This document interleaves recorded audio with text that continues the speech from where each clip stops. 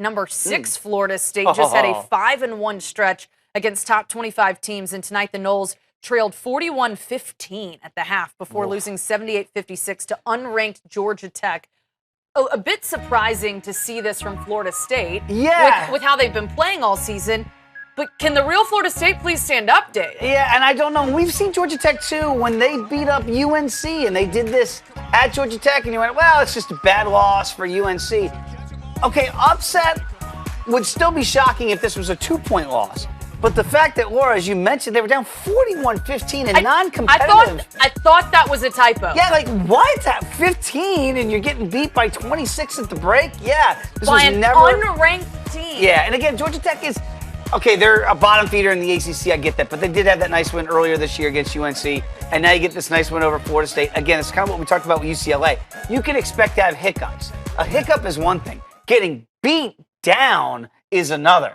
So all of a sudden you go, how does this happen? How does a team that's competitive with the UNCs and the Dukes and the big boys in the ACC then go on the road and get housed? Yeah. That means you're not ready to play. They were not ready to play in that first half. I looked up, it was 31-11, and then that grows to 41-15, and they're non-competitive. Blink like this. Yeah, and it's like, that can't happen. You can lose on the road.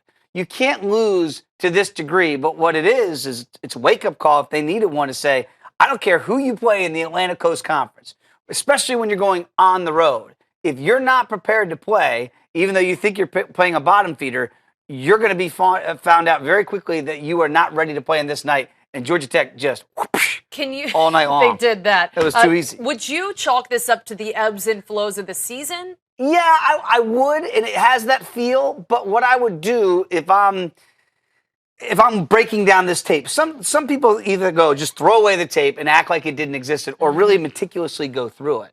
I wouldn't throw away the tape. I'd make them watch it. I'd make all those kids tomorrow go, okay, 6th in the country, great.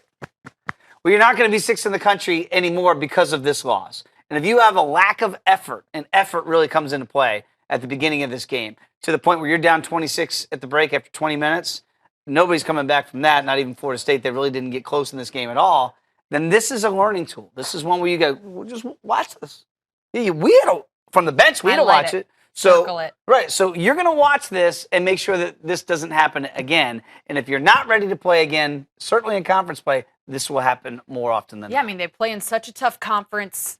Just so surprising. 15 points at the half. They definitely need a wake-up call if they're going to. If we think, as you say, the real Florida State stands up, we don't think it's the real Florida State. Fugazi, as Tim Doyle would say.